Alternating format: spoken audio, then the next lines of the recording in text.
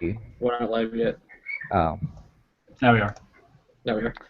Hello, CFBHC. This is NFL Live, Week 17, with your host, Doctor, this time around. With me today is Imposter. Yo. Jumbo. Hello, we're the #1 seed. Take that. Nick Clem. What's up? And Notorious. What up? So, this is a really, really intense end to the season. There's a lot of playoff potentials coming into the 4 p.m. games, but today we're going to start with talking about some end-of-year awards, everyone's favorite. So, first we're going to go ahead and do the big one, the MVP, and I'm going to start with you, Imposter. Oh, I get to start.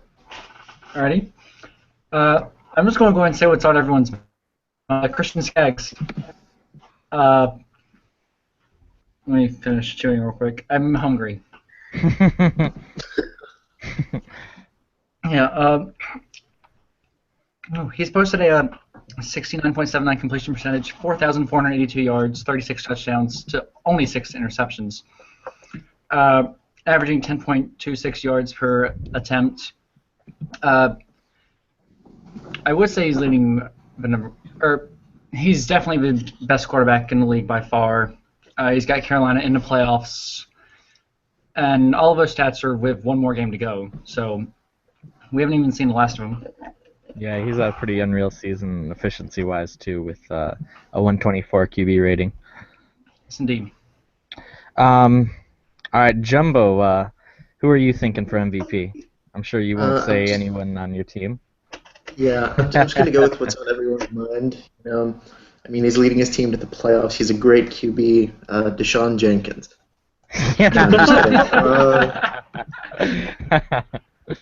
No, I'm going with Daryl Murphy. Dude can possibly break 2 different records for passing today. You know, he does it with no run game every year. And this year's no exception to that. And that's assuming they make the playoffs, obviously.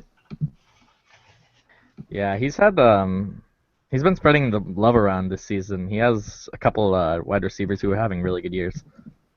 Yeah, I mean, the fact that he can prop up a guy like Derek Schwartz to the way he's been is pretty amazing. Are you implying that Derek Schwartz is not a top 10 wide receiver in the NFL?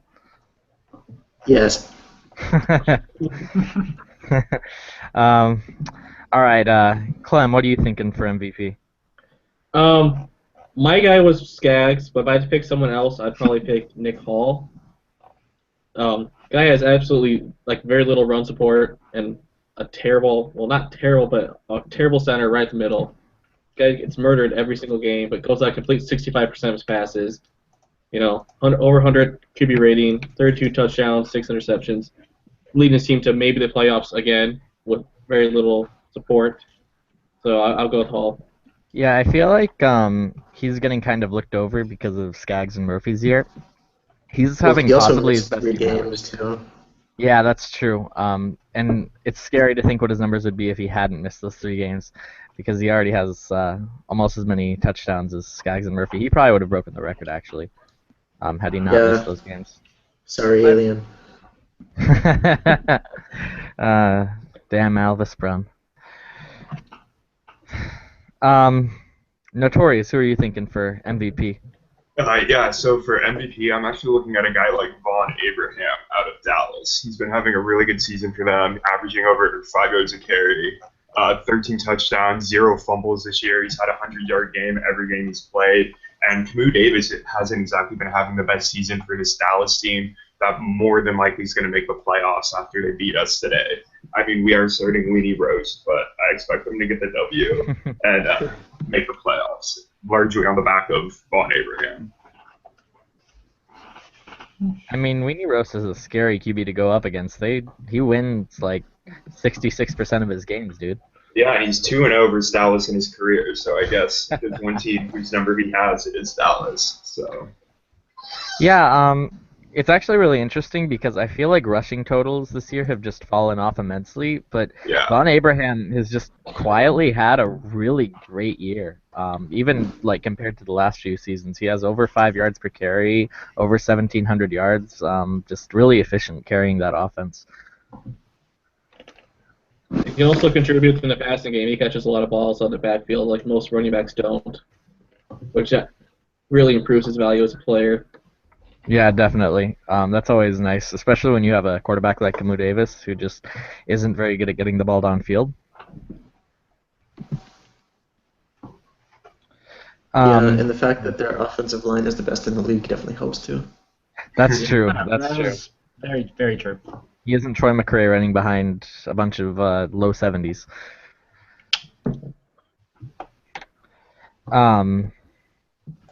All right, so we're gonna go on to Defensive Player of the Year now because MVP, as always, dominated unfairly by offensive players. So, Notorious, who are you thinking for Defensive Player of the Year? All right, so for Defensive Player of the Year, I got to shout out one of my own guys, Kenyatta Henderson. He's having one of the greatest seasons in defensive NFL HD history, if you ask me. He's getting 10 sacks already this year. His tackle numbers is very high. Hold on, let me pull this back up. He's like top 10 in the league in tackles and sacks, something that hasn't been done before. He's the first non-defensive lineman to get to 10 sacks, which is very impressive as well. And it's largely going unnoticed on a pretty inexperienced young defense. I mean, we were starting 2 rookies at corner, 2 second-year guys at other positions, so just kind of a really young, not that talented outside of a couple of playmaker-type defense. And Kenyatta was the biggest consistent point on that team. Yeah, he's having a pretty unreal season. So that's never been done before, 10 sacks by a non-defensive lineman? Yeah, he's the first one in NFL HD history. It's crazy. Oh. Making history. Yeah. Clem, who are you thinking for Defensive Player of the Year? Well, my guy was Kenyatta, but if I had to go with someone else, I'd probably go with Dalaray Smart out of San Francisco. Leading the league in tackles, 96, 2 interceptions, 2 sacks, 2 forced fumbles, 2 fumble recoveries. He's not just tackling guys. He's getting to the quarterback and he's causing turnovers, giving the offense the ball, and especially giving that offense the ball, it's a huge plus for a team. So I think that gives him a leg up on most guys. Yeah, I'm kind of surprised you didn't go full homer with Quentin Smith there. Well, Quentin Smith hasn't really done much the last 6 games, so I wouldn't feel comfortable going with Quentin Smith. I mean, 14 sacks is still pretty impressive, though, for a defensive tackle, to be fair. But I think you're right. Yeah. Dale Roy has been really key in the success of the San Francisco defense this season. Imposter, who are you thinking for Defensive Player of the Year? Well, how about we take the guy that is making life a living hell for quarterbacks? Elvis Brom for the Jets. He's recorded 14.5 sacks. That leads the league. He's recovered a fumble. He's got a pair of interceptions, interestingly enough. 42 tackles and a couple of safeties. He's a big part of why the Jets have clinched the #1 seed in the AFC, and why that defense is pretty darn scary. Though that didn't exactly show today. So. Yeah. I think, we'll get to that later. Yeah. I think someone who has kind of gone under the radar, really surprisingly to me, is Matt Cohen. The Seattle defense has just been completely ridiculous this season. I mean, they're putting up record-breaking numbers, and Matt Cohen is at the center of it. He has tied for the most interceptions in the league, and he's shut down virtually every wide receiver that he's faced. And he's doing this with really good coaching, but when you really look at their roster, there isn't as much talent as you would think around him. He has to kind of cover for especially a weak linebacking core, and he just does a really good job of it. So I'm going to go with Matt Cohen as my sleeper pick for MVP, or not MVP, Defensive Player of the Year. Although, if it wasn't biased against defensive players, would be.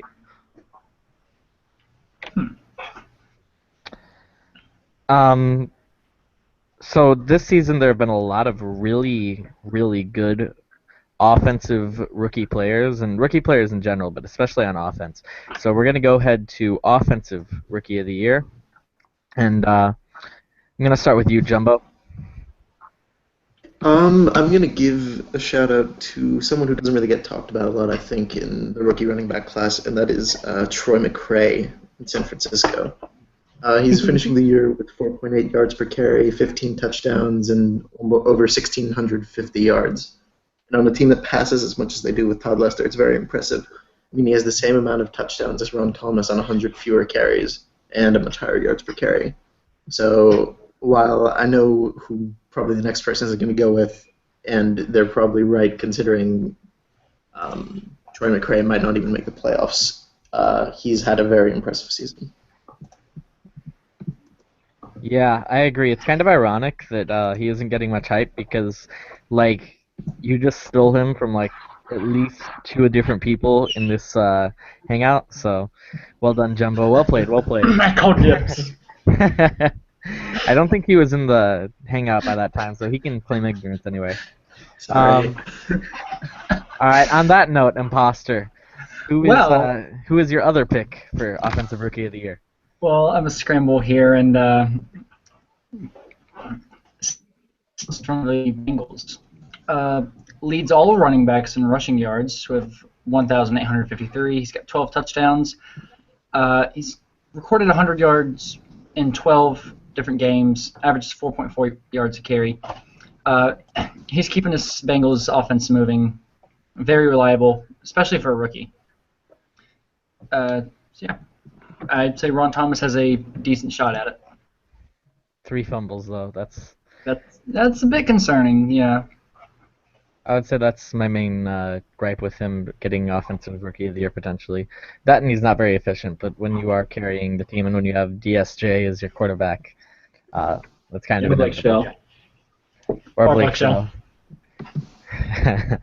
Well, Blake Shell actually played today, which is we'll talk about that later. It was very interesting. Wait, I must have missed that. Yeah. I think Jenkins is injured. Yeah, he is. Okay, Notorious. Who do you have for Offensive Rookie of the Year? I guess for Offensive Rookie of the Year, I have to go with the best wide receiver we've seen so far, and that's Derek Schwartz. He's put up 84 catches this year, over 1,000 yards, 6 touchdowns, having a really good season under Daryl Murphy. I know there's guys like Tommy Patitos out there or Jermaine Bishop that have been having really good seasons too, but I think Schwartz kind of got off to a really explosive start to help the Rams out early in the year, and I think that had a pretty big impact on their season. Yeah, he's actually outperforming Walt Peck. Yeah. Shocking. Just straight up shocking. Daryl Murphy must really like him. Well, he likes a bunch of his receivers, apparently. Yeah, he spreads the ball around for sure. He's one of the best at it. Maybe not as good as Skaggs or Hall, but he's still good at it. I'm kind of shocked you guys actually left who I thought everyone would be clamoring to say. But yeah, I'm going to go with the extremely obvious, which is Mr. Aaron Shea out of Missouri, playing for the Indianapolis Colts. He has a 105 QB rating, 30 touchdowns, 4,200 yards. He's carried the Colts to the playoffs. Well, not carried. They have a good defense, but he's the main part of their success this season, next to Quentin Smith. He's arguably been a top 6 or 7 quarterback. He's definitely been a top 10 quarterback, which is just absolutely unheard of for a rookie. Not even Jarius Jones or Norris Brookshire had those kind of seasons their rookie years, and they're both really good this season. So he has a really bright future, and I expect him to pretty easily sweep this award. But I do think Goddamn right. Yeah. Connor's been holding it in this whole time. Yeah, I am thinking that there are a lot of other really solid rookie players this season on offense. but Aaron Shea is just a step above the rest, in my opinion. Didn't want to say him because I thought one of you guys would have him. Yeah. Now to the other side of the ball, we had another really good class here actually with the defensive players. So, Notorious, give me your pick for defensive rookie of the year. For defensive rookie of the year, it could be easy for me to go with a pretty homer pick for this one, but I'm actually going to look at a guy like Malik Dawson out of Kansas City. He's had a really good season for them. He leads his team with 9.5 sacks on the year. He has 46 tackles out of the defensive tackle position, which is really impressive, and a forced fumble and a fumble recovery for what is not a very good Kansas City defense. He's been one of the best playmakers on that team. Probably one of the big reasons why they actually stayed competitive this season compared to last season when they were the joke of the AFC West. I think a lot of that has to do with a guy like Malik Dawson anchoring the middle for them. Yeah, he's definitely been very impressive. Perhaps the next Quinton Smith? um, okay, Nick, who is your pick, speaking of Quinton Smith? I'm gonna go with Paul Goodman, the guy the Browns traded for an overrated cornerback in the first round. Minnesota hasn't had a very good defensive season, but Paul Goodman's been the one good player I can say. 46 tackles, 2 interceptions, 5.5 sacks, and a touchdown. He's done pretty much everything he can on that defense to try and slow down the opposing offense. So I think he should get a shout out at least for it. Yeah, he was actually going to be my pick before you stole him. But he's had a really good season. He had a really strong start, actually. He got a lot of his stats in the first couple of weeks of the season, and he hasn't really done a ton since then, but he's been solid anyways in a pretty bad Minnesota Vikings defense. So he definitely deserves a shout out for having a good season. Jumbo, what are you thinking? All right. Well, you wouldn't let me go full homer for defensive player of the year, so I'm about to go full homer now. I'm going to take safety Rashad Jenkins of the New York Jets, and while statistically he's not been amazing, he's got 4 picks, which is actually the highest among rookie safeties. He's been really the only change on our defense in the entire offseason. He's the only player that changed, and just with that alone, he transformed our defense from like borderline top 10 to probably top 2 or 3 in the NFL. We can pretend that this week didn't happen. And so overall, I don't think he's going to win it because statistically he's not there, but I think just on the back end, him being there has transformed our defense. Yeah, safeties tend to be quieter in the numbers department, but they can really change around a defense in ways that I think a lot of people don't really see. Just because it is more deep, would you say almost? They're more just assistants to the cornerbacks. Yeah, So- exactly. I mean, because he ran like a 4.2740 or something ridiculous, and so I'm sure that helps on the back end. Yeah, that's pretty crazy. And also, he's a free safety, right? So he probably is just mostly pass defense. Yeah, exactly. So getting a player like that on our defense, I think, has definitely helped. By the way, we also did draft another safety to pair with him, but we can pretend that didn't happen. Yeah. I'm gonna go ahead and go with another person who I thought would be picked up earlier, which is Will Hall, another secondary guy. He had a ridiculous start to the season. I mean, an absolutely unheard of start to the season. He had like 5 picks in 5 games or something stupid. Yeah, 6 picks in his first 7, 2 interceptions for Stags. Just kind of an unreal start to the year. Yeah, I really, really liked him coming out of USC, and I expected him to do good, but not that good. And he's not really done anything in the latter half of the season, but you just can't ignore how ridiculous he was in the first half of the season. And so that's why he gets my pick as a defensive rookie of the year. I think that he has a ton of potential going forward as well. So now that we've talked about the talent, let's talk about the guys behind the talent. Imposter, who is your pick for Coach of the Year? Well, there are a few obvious picks, but I'd say if they make the playoffs, I would give Duncan some heavy consideration, turning the Niners around from a 1-4 start to win 9 of their last 10. They have San Fran on the verge of the playoffs. They just need Seattle or Carolina to win today. But yeah, just turning it around like that deserves major props. Yeah, I agree. That's not actually a homer pick, I promise. Yeah, they've really created a very almost niche system in San Francisco, I feel, that works really well. So I can respect that, definitely. Jumbo, I'm sure you won't be even a little bit homer here. Who's your pick for Coach of the Year? I'm going to surprise you and go on Homer. This is so I'm going to go with Blitz from Tampa, and while they might actually have a worse record this year than last year, depending on the results of this week, the fact is that he's basically about to go 12-4 2 years in a row, and no one even realizes or cares. And I mean, there isn't too much recognizable talent on the team, and Blitz never speaks, so no one really thinks about them.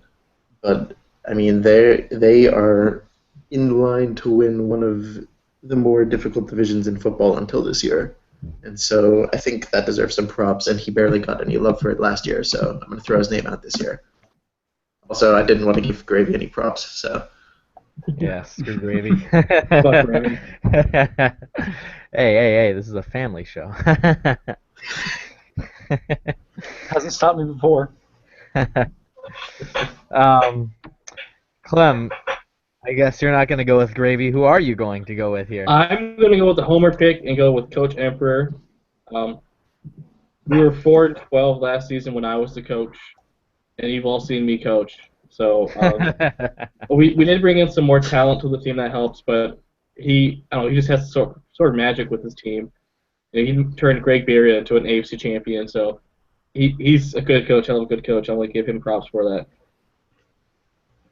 Yeah, definitely. You guys have a pretty large amount of talent, but he's able to make it work really well too. So that's pretty different from who I'm gonna pick. I'm gonna go ahead and give major props to my division rival, Darman. The Bears, looking at their roster, just don't really have that great of a team, and he's managed to turn them into a 10-5, probably 10-6 playoff, barely missing, but they probably should have made it. So having to deal with the most injuries. Had you not in the killed their NFL defense. Yeah, exactly. He really has had to deal with the most injuries out of anyone in the NFL. When you look at it, they have like 6 season enders, which is ridiculous. It's at least 2 more than the next worst. And he's turned David Gaines into a top tier wide receiver somehow. And What do you mean last somehow? yeah, somehow. I don't want to give respect to all the members of the Bears organization, okay? So last week, I think actually might have been Darman's most impressive performance of the entire season. He held Seattle to 17 points, was it, with literally no defense? So, or no defensive Yeah, but line, anyways. is that not partially because Seattle's starting running back went out for the year and their backup is awful? But Xander Williams is good enough to punish not having any pass rush. Fair. And you need to force a scrambler out of the pocket, in my opinion. But yeah, they've done a really good job this season turning it around. The Bears, from being the worst in the league last year, and part of it was good drafting. But I really think Darman is just a second-year wonder at coaching and deserves the award for that. I told you earlier, do not count out the Bears. if last week proved anything, they still have a little bit of fight in them. Oh yeah, definitely. Darman has said though that he fears this game more than last week's. So, well, now that we've talked about all of the major award races, let's get into recapping the games that happened earlier today. So, starting it off, the Miami Dolphins predictably beat up on the New England Patriots. We got to see Glenn White again after he's had a little absence from the league. I'm sure everyone was excited about that. I love it when Glenn White starts for unrelated reasons. Yeah, I'm sure you do, Jumbo. Actually, Jumbo, what do you think about your division rival's performance in this game? I was pretty.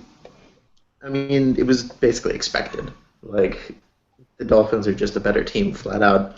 But Lawyer looking bad is pretty bad for his development, so that makes me happy enough. Yeah, Lawyer has been pretty good this season, and I've been pretty adamant about that. But this was ugly, just ugly in every sense of the word. Well, on the bright side, Rob Blackman got 4.5 yards a carry. So that's an improvement. I guess every game needs a bright side. Efficiency. I guess the only positive thing I have to say about the Patriots' performance is my former receiver in college caught a touchdown pass. That's it. Did they really? Yeah, Carlos Perez. Carlos Perez.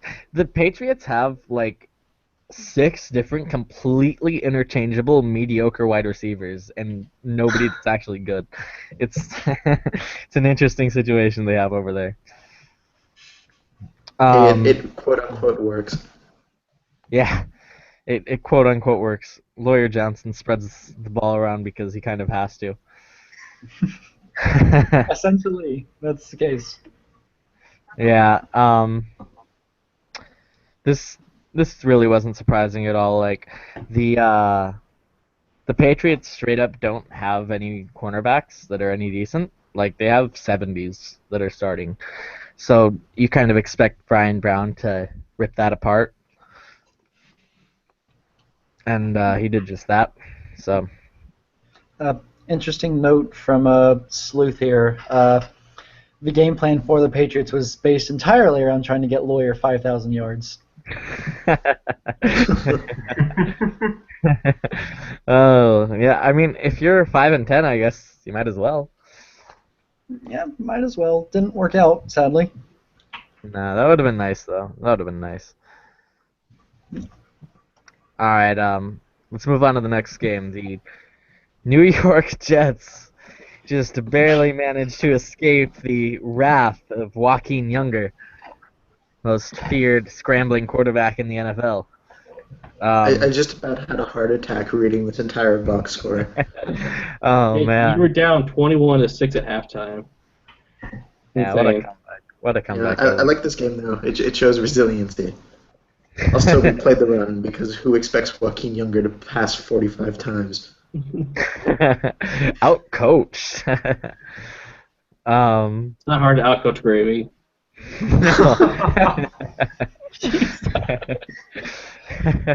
That's my coach. Jumbo, you know it to be true. So this Hey, is that's Poor why I have offensive line play from both teams, though. The Jets had Just- 7.3, and the Buffalo had 6.8 offensive line rating. So neither Gravy's quarterback poor or offensive coaching line is- really did well. yeah, Yeah. yeah, Yeah, definitely. I was gonna say Gravy's poor coaching just motivates me to build a continuously better team. um, But yeah, I like the comeback, the 29-yard TD pass with less than a minute to go. It's real nice. you know, I'm Especially in kind the of snow. yeah. It wasn't the snow. Wow, that's a lot of points for a snow game, actually. That Yeah. is. As far as offensive line goes, I'm kind of surprised that the Jets was so terrible because they don't have any injuries there. Maybe someone got knocked out like halfway through the game though. But the Bills had Robert Baraz out, so I think they have a pretty garbage offensive tackle 3, which is why they would have been so bad. Yeah, Brian plus- Hernandez. Yeah, Brian Hernandez on the Buffalo side had a really good game. 2 sacks and 8 tackles. Very solid performance by him, and he outsacked Alvis Brum. That's impressive, isn't it? I think it's more impressive that Brum was kept off the stat sheet. Yeah, especially with a 6.8 offensive line rating. He probably had the other half sack though from Bob Ballard. Now that I think about it, where is that other sack? Because Rashad Jenkins got on the stat sheet with only 6 tackles. I've never seen that. Probably just a typo. Yeah. Maybe Jenkins had the half sack because it wouldn't make sense to have him above Ballard. Blitzing free safeties, man, gravy. Yeah, we got a strong safety sack last week too, so I guess we're just going super exotic. Yeah. So this means that New York clinches the #1 seed in the AFC, yes? Boo. Hey, you clinched the number 2. Stop whining. Plus, this is the first time the Dolphins have not won the division in the entire history of this sim, so you should be Jesus. for that. Yeah, congratulations to that. Congratulations. Proud. To that. You, step 1 to defeating the evil empire is complete. Yeah, especially since the Super Bowl this year is in Miami. Yeah, that's scary. Very scary. So, moving on. Oh boy, Cincinnati versus the Browns. All right. Can I just ask really fast? Who is Rob Green? He is Virginia Tech's former quarterback for 1 season, and he was trash at Virginia Tech. Yeah, I remember enjoying playing him. He still beat me, but he was bad. Who is mean- Walter fucking Harris? I don't know who. I've I never heard don't of him. know who the hell these guys are. Man, Browns. I don't think you have to tank in order to lose games. Just saying. Well, I think the Hell, I Browns barely have recognize it. I offensive barely recognize any line of the players on their receiving stat sheet. of any NFL team this season with a 6.0. That's Oh my probably the God. worst anyone's had. They I'm pretty sure they had Enoch out, Preston Gill out. They probably started like some shit guy from like JUCO. Jesus. I want to actually give an award right now that I just made up for most unnecessary tank of the year. Congratulations, Cleveland. You are our lucky winners. I don't But know if it's this- unnecessary though. Because Yeah, with this it- loss, they clinched the number 1 pick. Otherwise, they would have Yeah. had the 3rd or 4th. I mean, they're Cleveland. Now that they can trade it for an overrated quarterback in the first round. Exactly. Guys, we're missing something here. They're Cleveland. Okay? Yeah, That's- Ryan Clark is solid. He could have beat But the thing is, it's Cleveland, so you know they would have found a way to win this game. No. They would have lost by 1 They- point, just like they always do.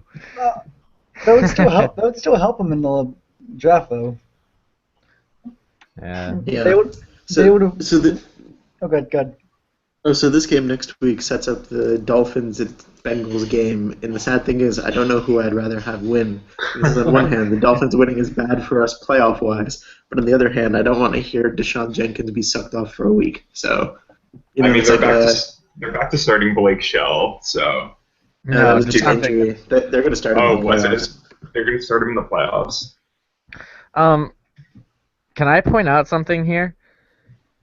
Is 4 sacks in 1 game a record? Yeah, I was going to say that sounds like a record. Like, That It is. sounds I was like a checking the record book. The previous record was 3. That being said, there should That be has to an have an asterisk asterisk. there. Yeah, absolutely. Yeah, there has to be an asterisk there, for sure. Well, maybe. I mean, it's not easy to get 4 sacks anyway, but considering the fact that it was probably against a tackle whose overall is in the 60s, it's not too impressive. Rob Green had negative 29 yards rushing, so Well, he got Sacks sacked 6 was- times. yeah. and he Those, didn't. so those are the He was only 6 scrambling sacks who at didn't least. scramble. So Yeah, at least no sacks didn't get recorded. It's little victories that count. Jack Hall, Cincinnati's offensive tackle, got injured. I'm gonna check their depth chart right now, but that's probably not what they were hoping for with this game. That's a backup. It is a backup? Backup? Danger pointed that out like 5 minutes after games. Can we mention how shit Blake Shell is? He played against nobody on defense and still only got 109 yards.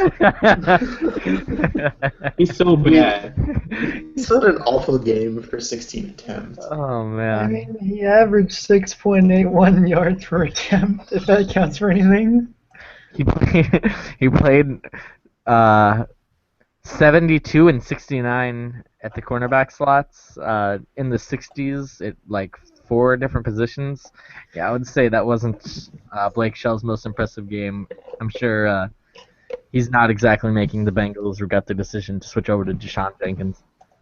Yeah, by the way, I'm just going to say from the shout box, Bubata said unnecessary tank of the year should go to the Steelers from week 11 or whatever. Absolutely. Yeah, I think that's true. pretty clear. That's true. Well, they still technically, speaking of which, wouldn't have gotten into the playoffs because of their game against the Baltimore Ravens, where they lost in a pretty terrible game, actually, 17-7. What are everyone's thoughts on this? I just think the Steelers need to reduce the number of Miami quarterbacks on their roster, aka like get rid of whether it's Rob Core or R.I.P. in peace, Ontario Smith, whoever it is. They just need to draft a new guy. They need. I mean, they've said this in the shout box before, the front office, but they need some kind of superstar, quote unquote. They have Paul Davenport. Yeah. Yeah, but it's uninspiring, you know. Yeah, but in Like, the one game he did play, he had a solid game. Yeah, but if you're playing Paul Davenport, you're like, oh shit, Paul Davenport's on the schedule this week. That's true. That's true. They have said that they're looking towards offensive line more than quarterback, right? And they just Well, think, they have the worst offensive line in the league, so they need it. yeah.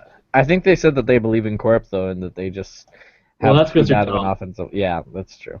That's The true. real life Rams said they believed in Case Keenum. They are the ones who tanked Week 11.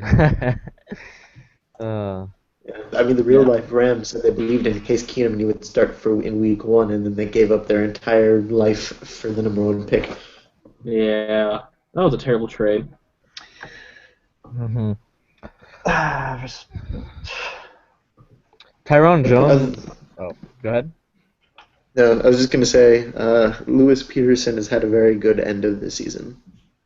Yeah, he has.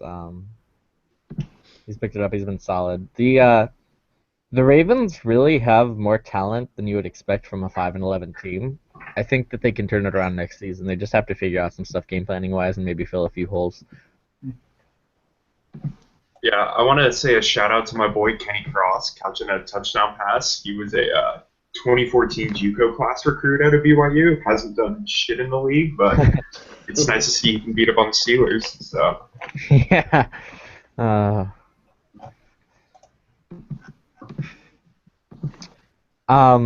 So with that, let's go to a game with a little bit more implications for the playoffs. Colts, baby. Colts baby, they managed to beat the Houston Texans, who are not having a fun season. Aaron Shea had a pretty bad game, actually, all things Yes, he considered. did. ouch, Yeah. rough day for Shea. He's Yeah. Ouch, rough game for Shea. We're missing Mosey pretty hard. Pretty hard. Yeah. Tony Peaks managed to pick up the slack, though, which is impressive considering that he isn't who you would expect to be like having a 150-yard, 2-touchdown performance. Yeah, he's had a really rough start to the season, but he's really picked up the last second half here and got himself over almost 1,400 yards and I think 15 touchdowns.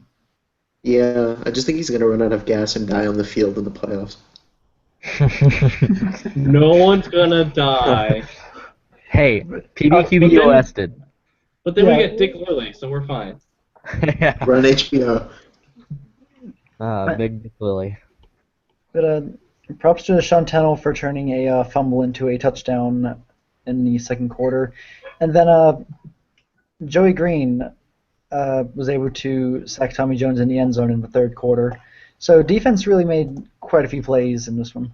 Yeah, I know definitely. someone mentioned earlier that defense is good. I don't think our defense is good. I think they're overachieving. We have some work to do on the defense still, but Aaron Samuelson's had like 3 interceptions. He's at 74. Joey Green had a safety today. He's at 77. Sean Tennell really isn't that great of a player, but he's had a couple interceptions for us. So we have a couple star players on our defense, but the other guys are playing above their usual rating and overachieving what they should be. Yeah, your defense is a little bit like the Lions in that way. Just just some star talent. Most of it is concentrated in a couple of guys, and then the rest of them are a bit weaker.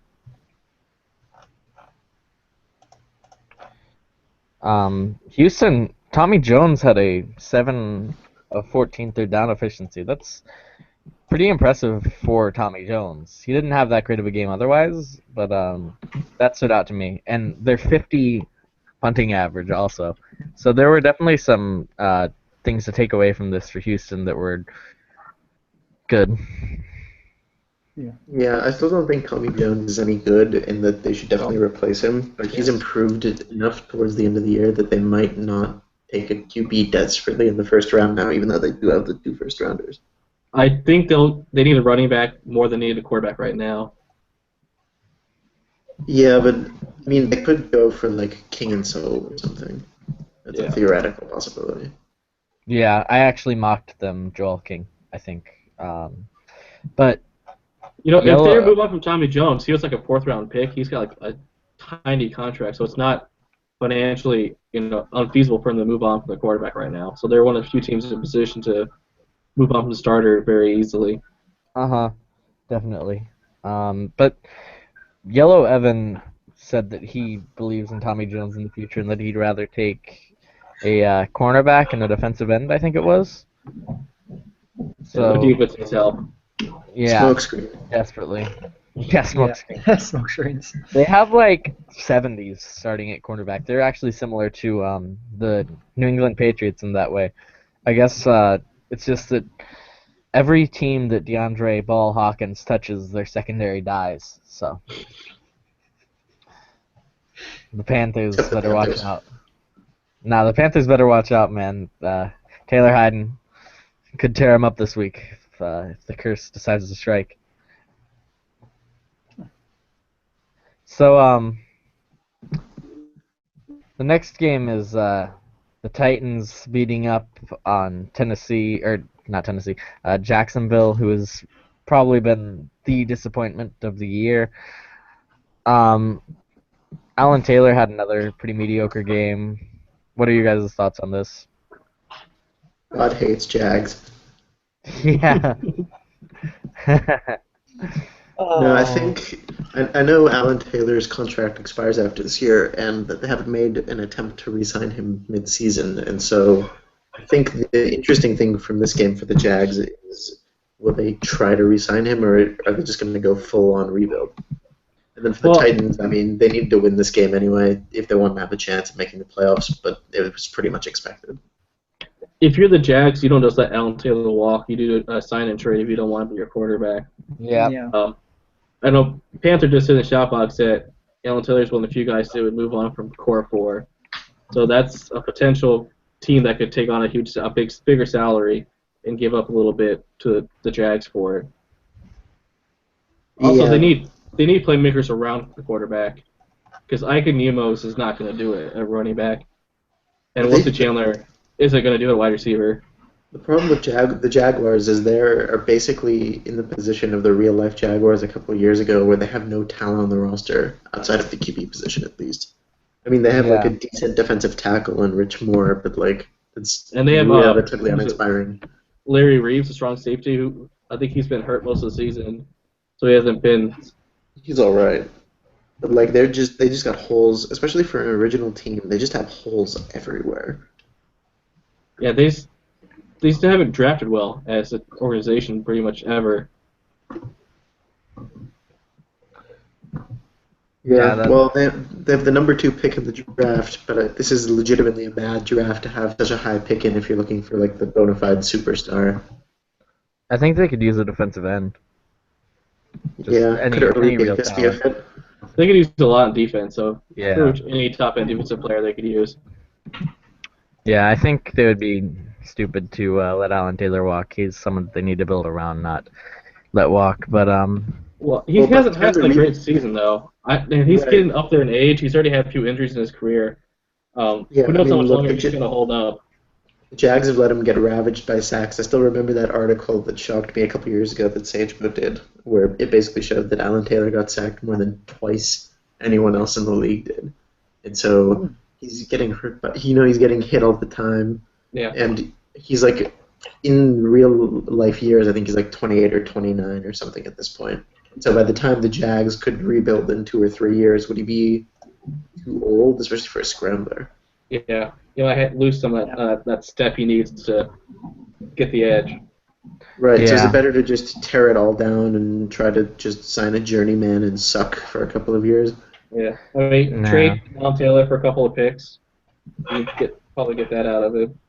Yeah, Yeah. it sounds bad on the surface, but I don't think it's a bad idea in their position. I mean, they're in a really bad position right now, so no matter what they do, they're going to suck for the next couple of seasons. yeah, Question is, do you want to Um, start being good in 3 seasons, or do you want to suck for 4 seasons? yeah. I think they have some tough choices to face as an organization. But let's move on to the next game, which is Kansas City beating up on the coachless San Diego Chargers. Imposter, what do you think about this game? Well, Thomas Wheeler didn't look terrible. 292 yards, 3 touchdowns, 23 of 39 passing. Really didn't know what to expect coming into this, but yeah, Kansas City just took whatever life was left in the Chargers after they were eliminated last week. Yeah. Yeah, Thomas Wheeler was very, very efficient this game. He had 9 for 15 on third down, something that stood out to me. And then obviously 3 touchdowns and no picks. Just a very solid season from a guy that I've been kind of expecting more from. He's had a mediocre season up until the last couple of weeks when he's kind of stepped it up. Too late, but better late than never, I guess. Looks good for the next season anyway. Yeah. Teddy It's Walker momentum. got an interception too. Yeah. He's their CB2, right? He might be the Yeah. number 1. I don't know. I think he's been their number 2 all season, for some reason. Yeah. Fun fact, that's Teddy Walker's second interception of the year, which puts him on level with such giants as Alvis Sprung.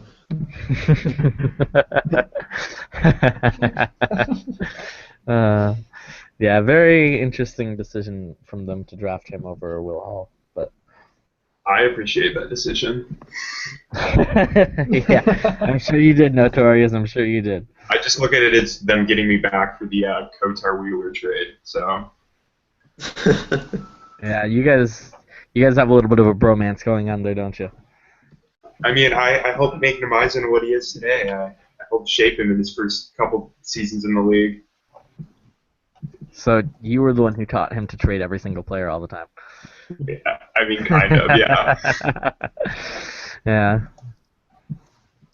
I wonder, speaking of Thomas Wheeler, what the Kansas City Chiefs are actually going to do with McCready going into next season. Are they going to try to trade him? I don't think this is a good market for QBs.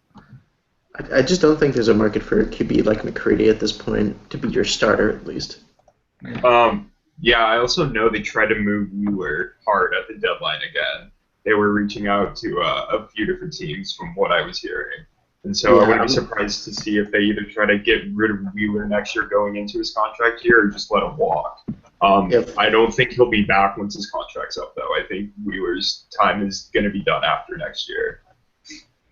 Yeah, full disclosure, NMI's PM'd me asking if I would be willing to do a Wheeler for Wheeler trade, and I basically just said no. Yeah, he did the same thing for RJ, and I know there's a couple other quarterbacks he was telling me he was trying to get at. So He was interested in JJ too. yeah, Man, Was he interested in a Leicester imposter? Because that would be pretty crazy if he was. I haven't heard anything from the front office about that, so I can't confirm nor deny that. I think the closest trade he was to making was for Alan Taylor, actually. Wow, that would have been a crazy trade. Yeah. I'm sure he just asked like every team, like, hey, would you be willing to give me Christian Skaggs? Hello?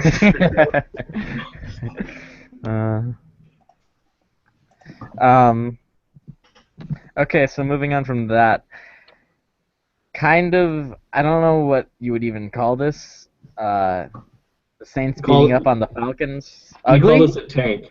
Yeah, you call this a tank. Definitely. Very, very, Well, I don't very know. ugly. I don't know if it's a tank unless they like played the run for shits and giggles. Well, they have Atlanta Gerald started Bright Gerald and- Bright and Bradley Cooley. Yeah, and I'm guessing they started some backup secondary considering that. No, they 6 didn't because touchdowns. David Wilburn and R.C. Rowan got picks. Yeah. That's what I was referring to. Really? Yeah. Wow. Maybe they were like, hold up, let me check the depth chart real quick. So I If, figured they benched the offense and played the run or something ridiculous. Wow. Yeah, that's unbelievable actually. I want to say if they played for run, it's not a very impressive or very efficient performance from Devereaux. Only 35 for 65. They have He's been probably the doing that all best. They have season. the best secondary by far in the NFL, though.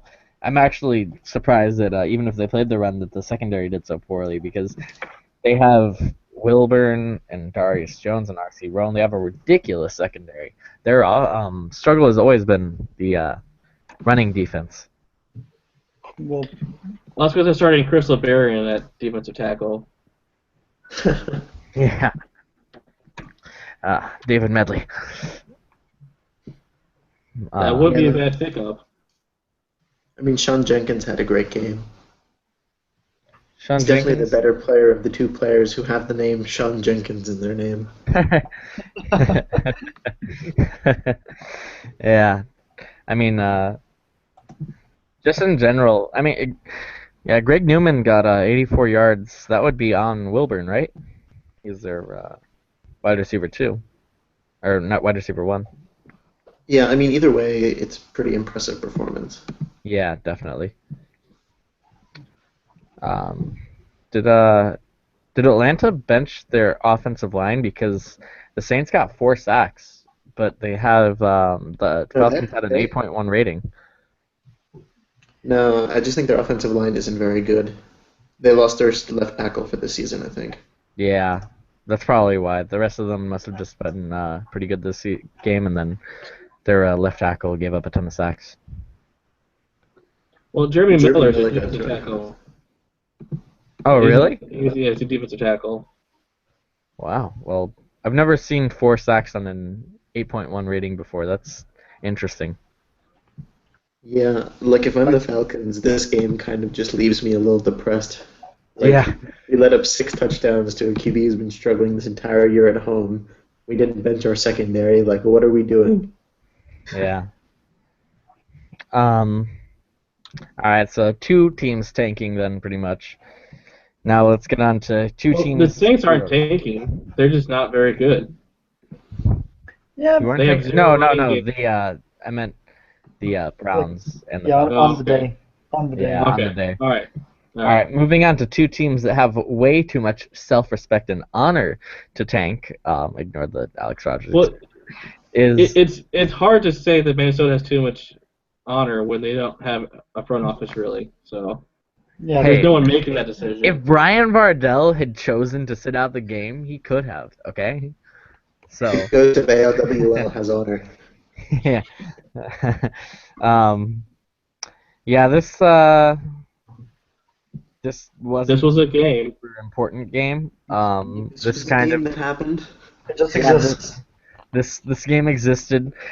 Jason Johnson had 4 touchdowns and 0 picks. He's been really good the last couple of Oh, weeks. that's against Minnesota has no real secondary. You know what? Yeah. I don't like It's a real this nice line game of to thinking. have his stats so you can justify his contract extension. Exactly. Exactly. I like the way you think. But Paul Goodman, my defensive rookie of the year candidate, did get a sack today and 5 Yeah. tackles. Yeah. And Don Namalini had his like 30th 100-yard receiving game of the season. He's almost gotten 100 Wait, yards. he's at 30 this season? He's That's seems incredible. yeah, That's incredible. I know. I'm pretty sure it's got to be a record. I think it's probably a record anyway. I mean, that's got to be rare at least. I can check real quick. Yeah, the Vikings were just always screwed without Chester Henson. I didn't think they'd be 5-11 bad, but I thought their playoff chances were definitely shot. I mean, Vardell is a good quarterback, but I don't even think Henson's injury is the big problem. I think it's the fact that they have no cornerbacks. And Well, true. outside of but Sonny Beckett, they don't have any real playmakers for they'll throw to, and Beckett's kind of a borderline One-dimensional. case. Yeah, he's only Yeah. he's gonna run skill routes the whole game. So I mean, outside of him, there's no one to throw to. Yeah.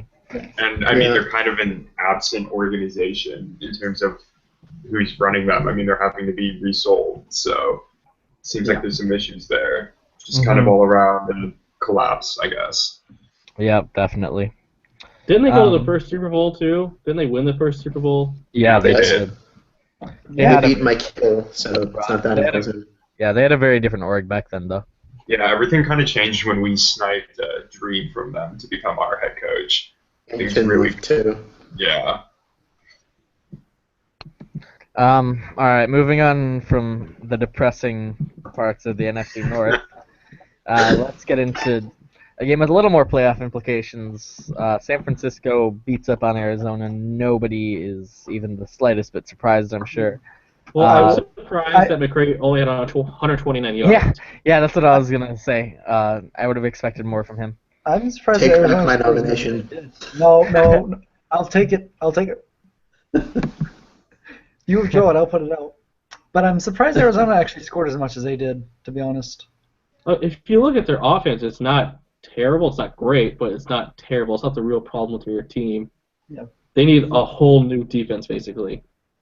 Yeah, they just need something that can stop a run. And I mean literally anything, because Well, they just they traded. It's not they traded just the for him run. before the season. But Yeah, Yeah. we gave him Keith Hooks, and then he tore his ACL in the preseason.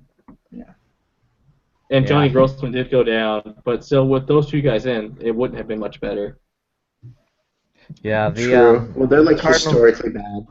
yeah. They The also Cardinals, don't have a secondary, really, either. No, Yeah. no, they're gonna get a very new what is this? Toledo #1 in basketball. They're gonna get a new organization next season. Reportedly, Maybe they'll be able to turn it Saluna. around. Yeah, is going probably there. Saluna, and I think Saluna will be able to turn it around. Rebuilding with Jarius Jones at the core. Jarius Jones is a very good I don't know. quarterback. I'm just gonna say this though. In terms of rankings before this week, the difference between the Cardinals' rush defense, like the amount of yards they give up a game, and they're last in the league by like 40 yards a game. So the difference between them and the team that's 31st, the Falcons, is the same as the difference between the Falcons and the team that is 4th, the Vikings. Oh my god. wow. That's pretty unbelievable.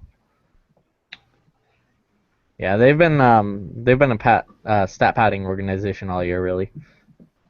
I mean, they made Ron Thomas look good. Yeah, definitely. And Gil Novacek, # Godacek, Offensive player of the year, obviously.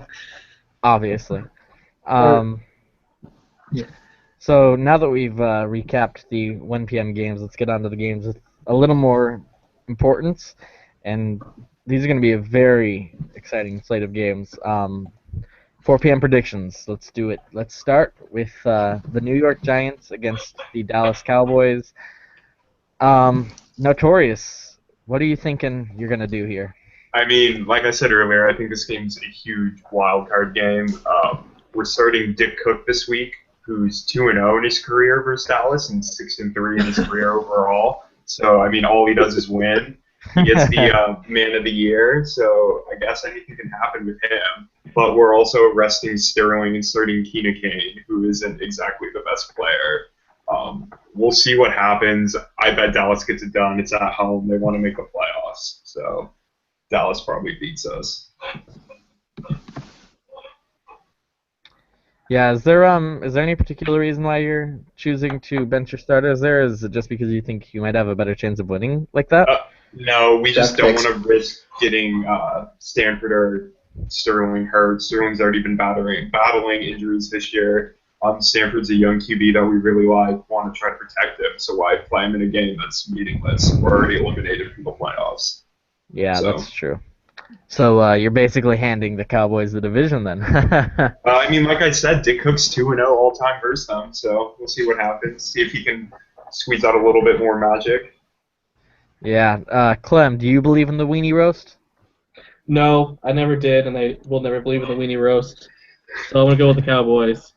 I think Von Abraham's just gonna have himself a really good day. Come out, all he needs to do is not turn the ball over, complete 60% of his passes, and they'll win. Imposter, what are you thinking? I'm kind of in the same boat there. I think Cowboys are going to win the division with this one. Uh, yeah, they just don't. They just have to avoid turnovers, in my opinion. Again, Von Abraham should have a pretty good game. Dallas should clinch, I think. Yeah, probably. Jumbo, what are you thinking about your fellow New Yorkers? I'm thinking if Joaquin Younger can pass for 3 TDs on our defense on the road in the snow, anything is possible. I'm taking the weenie roast, baby. Hey, I'm actually with you. I think I maybe this is just me wanting it more than me actually believing in it.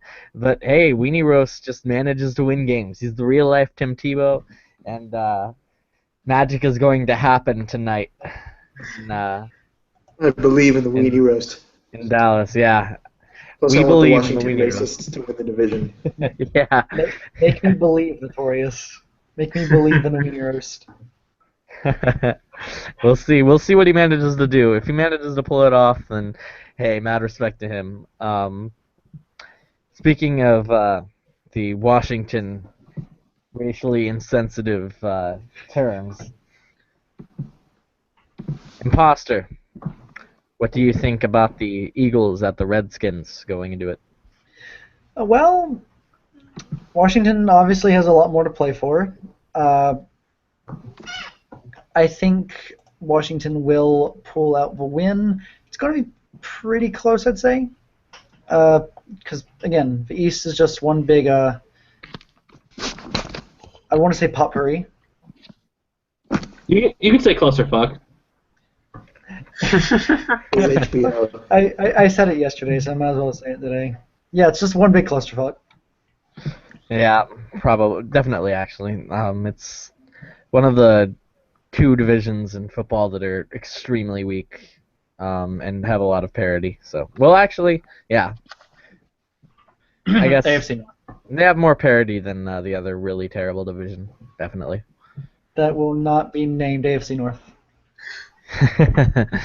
Yeah, I mean, to be fair, Deshaun Jenkins is the starting QB of the division winner, so.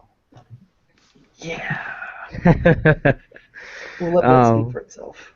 Yeah, we'll let that speak for itself. Oakland Raiders against the Denver Broncos. This is a pretty important game. Winner makes the playoffs, for sure. Yeah, If winner the makes Broncos playoffs for win, sure. the Raiders are out. And if the Raiders win, the Broncos are the 6th seed, right? Yes. I believe so, yes. It will be that. Okay. So, theoretically, Oakland should be hungrier, and a hungry Nick Hall is always scary. Jumbo, do you think hungry Nick Hall is going to eat the Denver Broncos defense alive?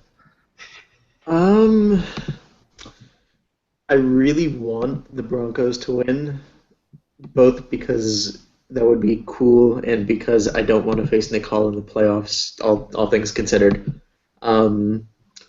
So my heart says Denver, but my brain says Oakland. I mean, the Raiders won by 2 touchdowns earlier this year. I mean, it was week 3, but still. And I think the Broncos secondary is just going to struggle too much against Nick Hall. In the first game, he went 23 of 30 for 375 yards, 4 TDs, and no picks, and I think we're going to see a similar result. Wow, that would be a very clutch performance from Nick Hall for sure. Imposter, what are you thinking? I'm thinking Nick Hall does have a somewhat similar performance, maybe on a lesser scale. But I am thinking Denver wins this game. Big matchup at home. Uh, they know what to expect this time around. Seeing as the first one was in week 3. I think Denver can and will win this one. Okay, how about you, Clem? Yeah, I'm gonna go with the Raiders. If you look at the Broncos depth chart, I have no idea how this team has won 10 games. It's been a mixture of luck and great coaching, but I think Oakland's just too good of a team. Even though their offensive line is a bit roughed up, I think Nick Hall will get it done. And Notorious? Yeah, looking at this game, I think Denver's pretty beat up, just as beat up, if not more beat up than Oakland. I think that's going to have a huge impact. I think if Denver had the health advantage, they could pull this one out. But when they have multiple players out for the season, a guy who's questionable on their offensive line, I just don't know how this game's going to turn out for them when they're facing a bigger deficit in terms of personnel than Oakland is. I think Nick Hall is also too good to let his team lose this game and miss out on the playoffs. And this Denver team is still very young, still pretty inexperienced outside of Darren Warner, really, but I don't think he has what it takes necessarily to lead them in a game like this. I think they finish with the 6th seed and probably lose in the first round of the playoffs, too. Well, if the Raiders do win, then it sets up a rematch in Oakland. Yeah. And Yeah. we saw how that went earlier. Yeah. Yeah, should be interesting. A big problem for Oakland is that their tight ends are dead, and they really use their tight ends a lot. Nick Hall really loves Brian Gary, and Brian Gary is injured, and Brian Gary was a huge part of their win last time against Denver. So Yeah, but he tore his ACL like 10 weeks ago. So if they haven't adjusted by now, then they're screwed anyway. Yeah. well, no, I understand that, but And they've had their tight end 3 and tight end 4 show up in the stat sheet multiple times in the past couple of weeks. I think Nick Hall has adjusted to that fine. I don't know how big of an impact that's going to have. I still think it's going to have a big impact because Denver has some very good coaching with Bingo. That's And true. he'll be able to take out the tight ends if he really thinks that they're a big problem, because the tight ends aren't good enough to actually get open on their own. Like, they're a 70 and a 68. There's just no way that they're going to be getting open if there's any sort of resistance to them. So, I don't know. They do have similar injuries. I think Nick Hall is just going to barely manage to pull this one out, but it's going to be a very close game, and I could easily see the Broncos taking it. I'm really excited for this one. I'm just going to say that now. Yeah, it's going to be a great game for sure. Yeah, I love games that are like winner take all, basically. Especially if the loser misses the playoffs. Yeah. Speaking of a situation where the loser could miss the playoffs, how about the Seahawks and the Rams? Yeah, that's going to be a really crazy game. The Seahawks actually did not bench their starters, surprisingly. Evidently, they feel just as bad for the 49ers as the rest of us do. So Yeah. they are playing everyone. We'll see if that bites them in the ass. But I think what do it's you more that if it's intentional, I think they want to try to knock St. Louis out of the playoffs. Yeah. That's true. That's true. They could just but then again, the 49ers beat them, and they match up really well against the Rams, so I don't know why they do that. It's a possibility. Yeah, speaking of matching up really well against the Rams, I do definitely think that the Seahawks are going to take this game. Matt Cohen is just going to shut down Walt Peck, and Derek Schwartz will have a respectable performance, a very good attempt, as will David Murphy, or Daryl Murphy, but Xander Williams is just going to barely win it at the end with a clutch drive. That's my prediction for it, and I think it'll be very disappointing for the St. Louis Rams. What do you guys think? I'll Imposter. just go. All right, Okay. I guess so. Oh, okay. Okay. Yeah, I am thankful for Tuscan for not benching the starters because we really need this game. So if the Seahawks win, we're in. Simple as that. I think it's going to be close. I'm pretty sure the last game was close as well. Seahawks will win it with a late drive. Give it like 20-17, I'd say. Low scoring. Seahawks win. All right, Jumbo, you seemed interested in answering what you thought about the game. Who do you pick? Well, I mean, it doesn't really matter to me. But, the Rams have kind of established themselves as not too, I don't want to say clutch, but they don't come up big in big games. And I think their overall lack of help in the running game is what's going to doom them. If they had a running back they could rely on to, assuming the Seahawks would play the pass, carry it and punish them a bit for doing that, then they'd have a chance, especially since they're at home. But since they don't, I don't think that Murphy is good enough to overcome the Cowan and Quinn combo. So I'm going to pick the Seahawks. It's actually interesting that you mentioned their lack of a running back because I feel like Frederick Chacon has stepped in and done a really nice job this season, especially for a 76 and like a 6th rounder. He's been very solid for them. And He's if not been bad, but it's more of because no one plays the run or plays balanced on them because you have to play the pass and you're not going to play the run on Chacon. He only has a 4.5 yards per carry this season, even though he does have a lot of touchdowns. I'll give him that. It's just that he's not enough of a threat in this situation. Yeah, that's true. But he is definitely something for the Seahawks to worry about, I feel. They have to, at the very least, consider him in their game planning. If they don't play the pass, then they're fools. Yeah, Keith Wells is out too.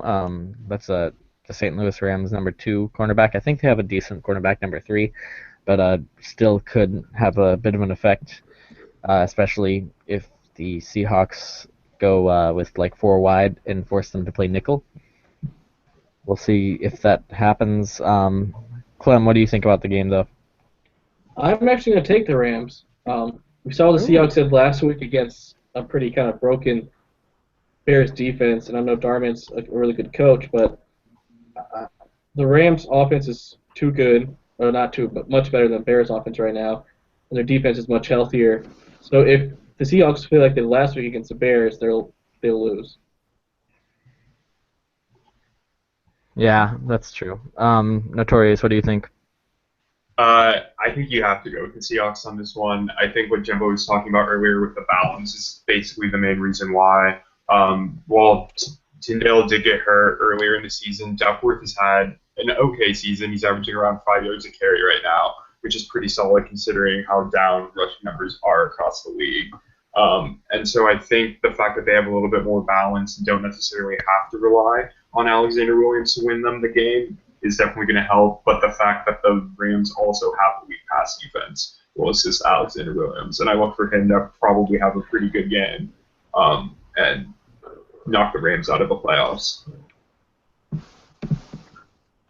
All right, let's move on to another game with major playoff implications. The Carolina Panthers visiting the Tampa Bay Buccaneers. I'm really excited for this one. I think it's going to be a great game. Clem, who do you think is going to take it? I'm going to take the Bucs. We've seen Christian Skaggs struggle in clutch situations, especially near the postseason. So I'll take the Buccaneers, who just kind of, even though they don't have a very active coach, just kind of stay steady. I trust staying steady over what Skaggs does near the postseason. Yeah, what do you think about it, Jumbo? Skaggs is a choker until proven otherwise, and I picked Blitz for Coach of the Year earlier, and the Bucs are at home, and so I think all of that together adds up to a Bucs win. Okay. Imposter? Well, there's always time to erase those demons, I'd say. Now would be one of them. I do like Tampa Bay's rushing offense. Odero at running back definitely showed up last week against the Saints, but I don't think he'll repeat that performance against the Panthers. I think Skaggs finally performs at a good level in a much bigger situation. I think the Panthers squeak by this one.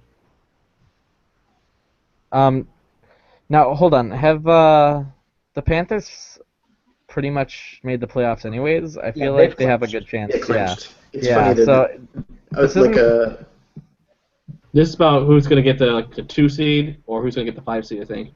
yeah. So this isn't Yes. that huge of a situation for Skaggs. Notorious though. What do you think? Yeah, I think Skaggs comes out and gets it done. I think he knows that he needs to show people that he is still the best quarterback in the league and that he needs to put his team on the back and get them in the playoffs. I look for him to have a huge game. Jermaine Bishop's had a very solid season as a rookie wide receiver for them. hey. I think that I just think Skaggs comes out, and this is a better Panthers defense than we've seen in the past few years. I think the trade for Paul Hawkins in the middle of the season was a pretty underrated move after they lost one of their corners for the year. And so I think that this Panthers defense is better than what Skaggs been given before. Mike Ladd has had quietly a decent season, and I think they can just get it done over the Buccaneers, even though it's going to be on the road. I think we're going to see what Skaggs can really do and watch him carry his team. Yeah.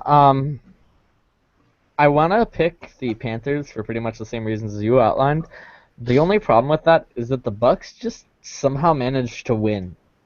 And it's always kind of confused me. They just seem to get it done when they need to get it done. I mean, R.J. Stanford torched their secondary earlier in the year. He had like a 5-touchdown game against them that a lot of people were kind of going crazy over. And if he can do that as a rookie, throwing up Mark Harrington and Cotton Lewis, I think Skaggs can definitely burn this defense a little bit. But the thing about the Bucks is if they have one weakness, it's the secondary. Yeah, that's true. Definitely. So yeah, as much as I'd like to pick the Bucks, just because I think they managed to pull things off a lot that they shouldn't, I'm gonna go with the Panthers for the same reasons outlined previously. And that takes us to the game of the week. A winner takes all for the NFC North. The Chicago Bears at the Detroit Lions. Imposter, what are you thinking about this? Well, I know you know my stance about the Bears since I've talked about it quite a bit. I do think they can pull this one off. Without a defensive line. Okay, I had a train of thought. I lost it. But yeah, I think Darman is a good enough coach to get the Bears into the playoffs. He can find a way through this really troubling time. Yeah, I think the Bears beat the Lions. Okay. Notorious, what are you thinking? Yeah, I actually, in the NFL Pick'em, picked the Bears to beat the Lions, and I believe I was the only person to pick that, and I really need that to catch up for some of these points. So I'll stick with my Bears pick here. I think Quincy Turner looks to have a nice revenge game against the Lions. I think Elvis Williams falls apart in the last week of the season to kind of disappoint that team and let Rob LeCount down. And I think the Bears just have a better balance on offense at this point in the year than I would trust the Lions to have. And I think their offense can come through, hopefully, on the road. And their defense looked very solid last week against a different offensive team in Seattle, but it's still a pretty potent offense there. And if they could look that well with the little talent they had, I think they can maybe pull it off again this week. All right, Clem, what are you thinking about it? The Lions are going to win by probably 2 scores. The Lions defense is too good right now, and the Bears defense is too bad. I don't really like the Lions offense, really, at any position. Rob LeCount is kind of a middle-lean quarterback to me. Elvis Williams fumbles too much. But I think, all in all, I think their offense will be good enough to win this game and get in the playoffs, especially at home. Yeah, what do you think, Jumbo? Yeah, as much as I'd like to see the Bears win, I think I'm gonna have to go with the Lions. I mean, they're at home. In the previous game, they had to start Brett Bolin, who threw 0 touchdowns and 3 picks on the road, and the Bears still only put up 19 points. So I think the Lions defense will be good enough to stop the Bears, and with the Bears defense currently in ruins and Rob LeCount back, they will definitely be able to take advantage. And so, fib your Lions. Yeah, I'm gonna actually go with the Lions as well. I think Elvis One from Williams, is a good enough running back to take advantage of the atrocious Bears defensive line situation, and Rob LeCount is a very scary quarterback when you give him a lot of time. Combine that with the fact that the Bears are missing one of their safeties, and LeCount's gunslinging abilities are going to come into play in a huge way, and they're going to win the game pretty easily, actually. So, that wraps up our predictions. There are about 10 minutes before the games are posted. Let's talk draft a little bit. I want each of you to give me one sleeper from the draft that you think will do very well. I'll start with you, Imposter. All right, I was hoping you'd start me actually. Sleeper pick from a draft. I'm going to go with one of the quarterbacks that hasn't been talked about a lot outside of the MAC, and that is Andrew Davis. He's been really efficient in the MAC. Well, he's been really efficient throughout his career for the Huskies. Of course, led him to a conference championship last year. Could do the same thing again this year. He's leading the MAC in most categories: yards per attempt, completion percentage. I want to say yards as well, but that might be Sutherland. Yeah, he's very underrated in my opinion.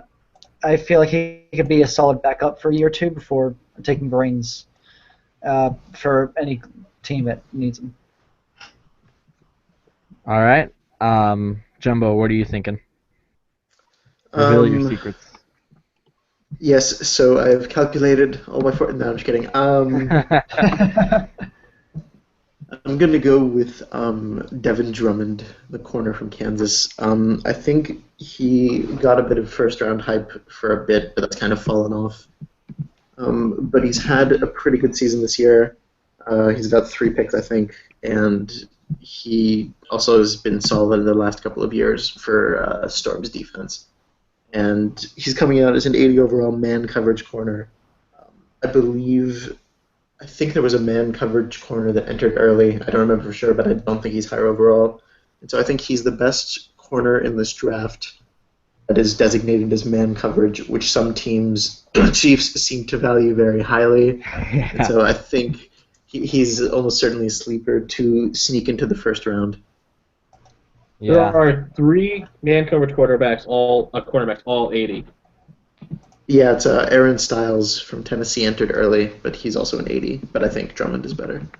Yeah, I think Drummond is I'd say better, Drummond's too. better. I think I mocked Drummond in the first round to someone.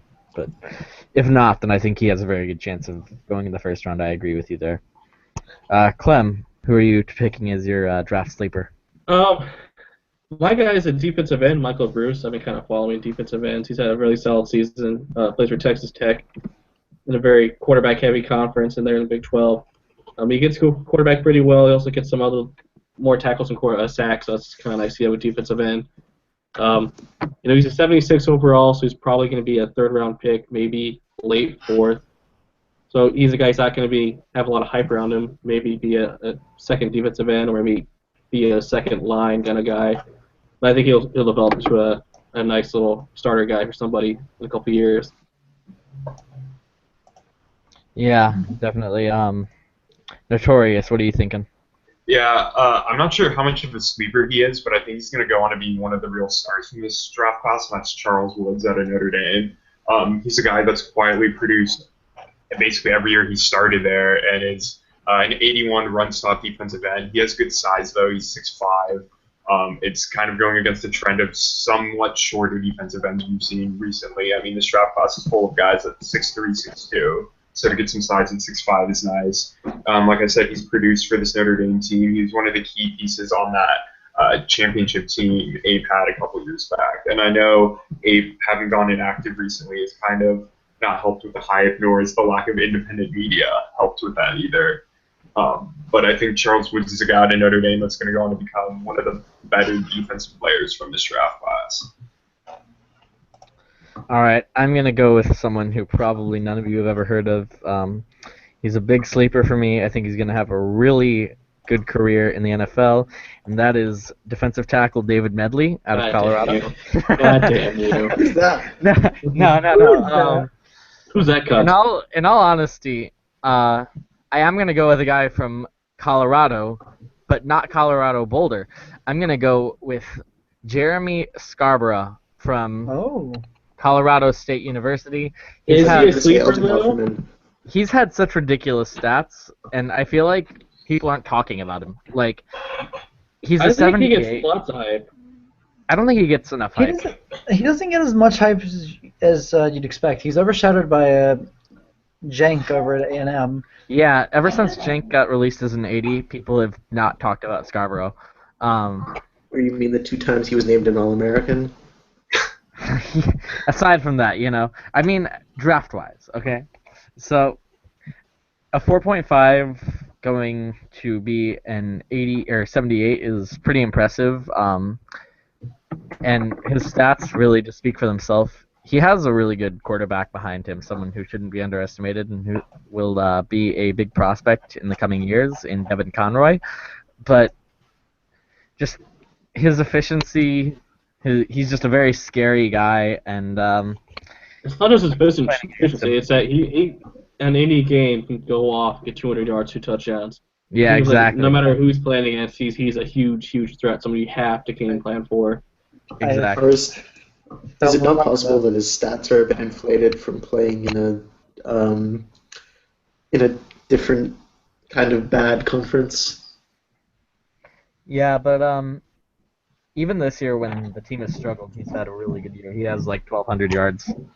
He put up 200 plus and 2 touchdowns in a losing effort to me. So, yeah.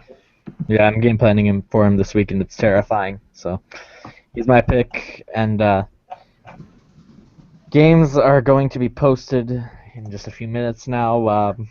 Should be exciting. Speaking of the draft, just to bring up another topic quickly before games are posted, the Browns have. I'm pretty sure I've calculated out. I don't think there's a scenario in which the Browns don't have the number 1 pick. Do you think they're going to keep it and take someone or trade it? I see the Browns trading.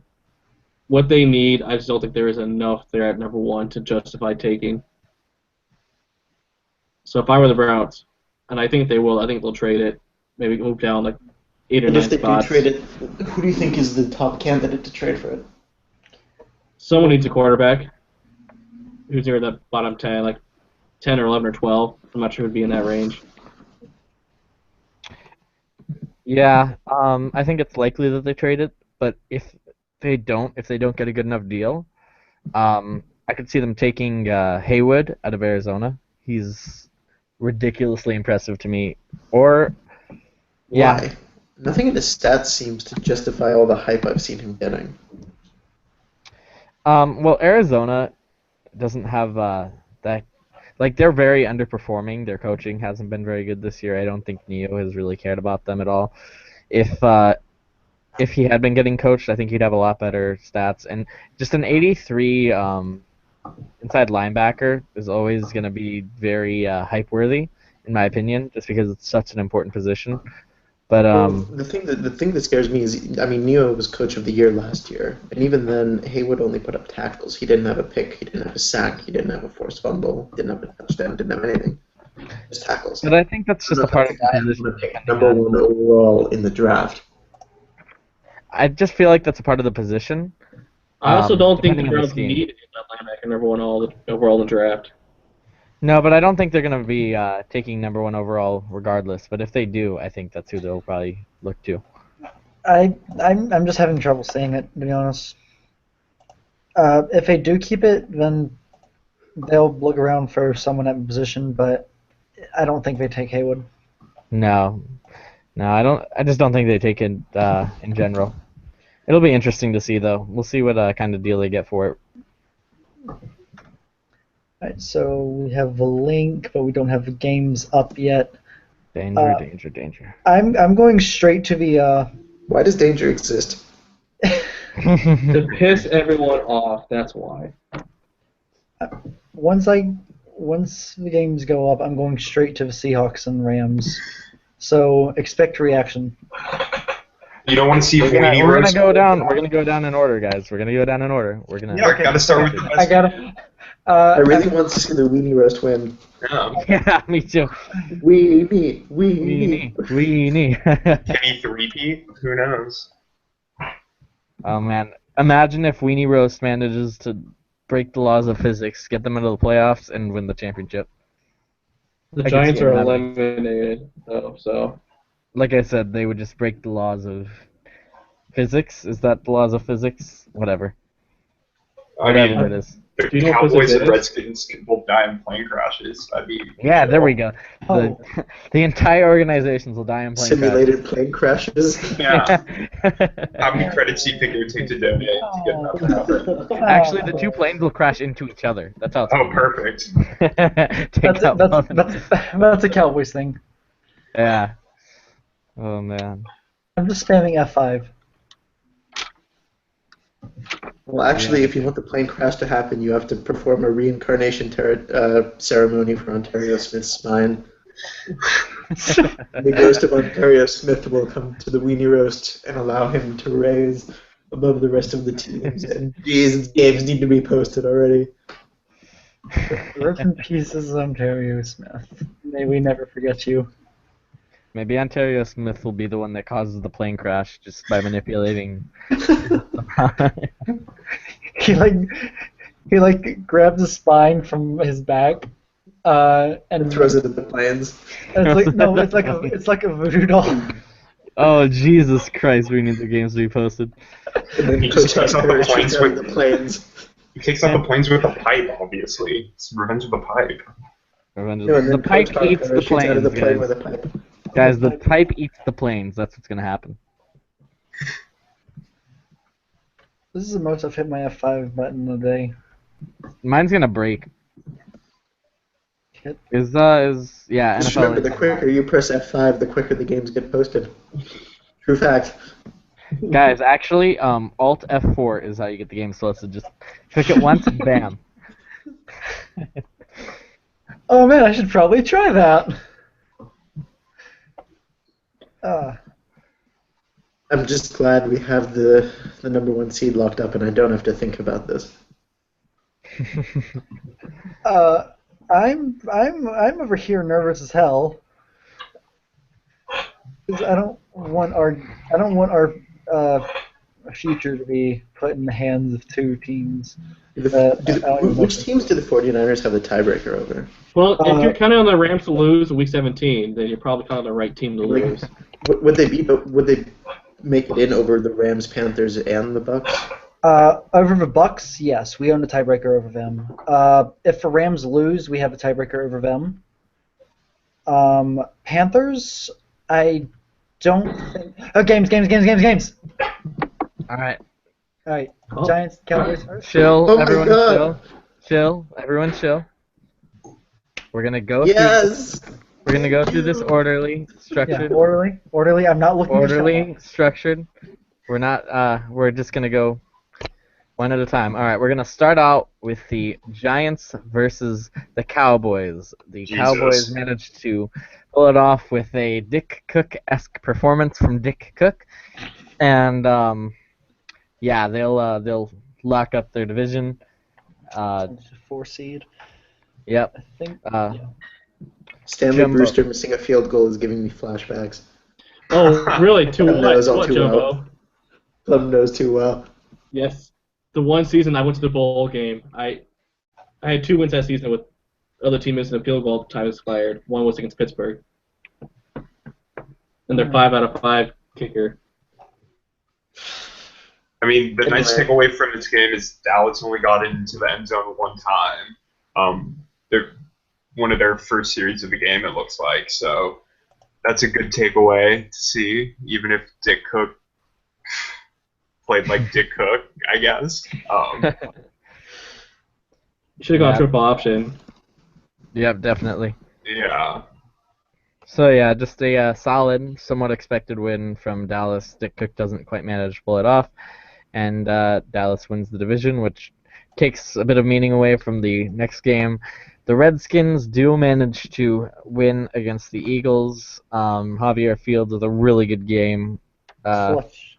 very clutch, but it doesn't end up working out for them, Or unfortunately. racist. Yeah, looks like racists just never win. Change your name. We need If to the conduct a Rams can statewide change the vote. city, Not looking at. I'm tempted to look at shop logs. oh man. So you haven't seen the score yet, Imposter? No, I have been waiting. Okay. We'll read it to you momentarily. Let's move on then. Oh wow. I Yeah. just looked at it. Guys, Called okay. Called The Oh, I can't the believe Denver the Seahawks Broncos, Rams guys, won. the Denver Damn. Broncos do manage to pull it off Ooh. over the Oakland Raiders. Which means the Tennessee Titans are going to the playoffs. The It does mean the Tennessee Titans are going to And the I hate the playoffs. Titans. Somehow, some way, they just managed to pull it off out of completely nowhere. Nick Hall, I'm so happy. yeah, Nick Fuck Hall you, not Nick with his Hall. greatest performance ever. The offensive line really struggled, which was probably a big part of that. There were at least 3 sacks for Denver. Gray Corbin gets on the stat sheet with an interception. Is he still like 120 pounds? Yep. Yeah. was Sam he alive? Sahari, or He's got a Sarahi, guys, he was a very good pick, evidently. He was like a 5th round pick at kicker, but he hits a 45-yarder, a 52-yarder, and a 47-yarder and a 43-yarder And a 43. Yeah. to give the Denver Broncos the win. Definitely. So how many teams play. expansion teams from last year in the playoffs now? Is it just the Titans and Broncos? And potentially the Bears? I believe Broncos were a expansion team in 2016, weren't they? Were they? I believe so, because that's when Jerry Rambo won the Oh, yeah. Rookie of the Year That's award. true. Right. Damn. All right, guys. Imposter, are Read me- you ready? Read me the scoreline. All right, the moment you have all been waiting for. Oh no. The final score of the Seattle Seahawks versus the St. Louis Rams. Seattle 16. St. Louis 27. The Rams are going to the playoffs, and the 49ers are out. No, wait. We had a backup plan. If Carolina wins, we're in. Okay, that's right. Okay, so God damn it. that's right.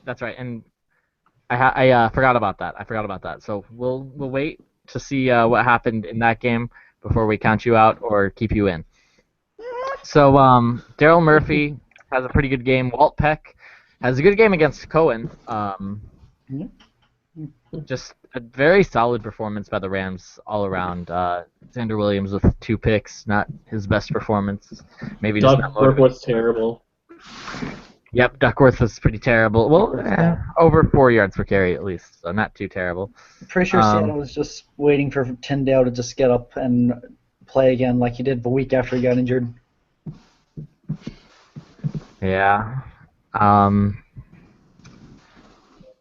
There were Jim Bendross and Brandon Sauter both had pretty good games for St. Louis, each getting a pick. Just overall a very good game from St. Louis. They managed to come in clutch and make the playoffs. They're in. They're in. All right. All right. The scoreline, please. So Panthers versus the Buccaneers. The last chance for the 49ers to reach the playoffs. The final score. Well, actually, first, let's read the weather. It was 77 degrees Fahrenheit and sunny. Beautiful day in Tampa Bay, Florida. Wow, this considering must be a really especially nice place in December. Yeah, especially considering December. This is so what Doctor. Now that we've done that, let's read the quarterback stat lines. Christian Skaggs, 21 of 32 for 275 yards, 3 touchdowns, and 1 interception, versus Taylor Hayden, 13 of 19 for 147, 1 touchdown, 0 interceptions. That's promising. That's promising. Very promising. The final score: Carolina 20, Tampa Bay 24. The 49ers missed the playoffs, and the Tampa Bay Buccaneers will be going. They get a bye, don't they? Yeah, Yeah. they do. I believe they get the 2 seed. Oh, imposter. Oh, Plus, they went imposter. from missing the playoffs to the 2 seed. Geez, it's like the real life Broncos. Oh, man. Foster, you can go cry for a little bit. We'll be here. Yeah.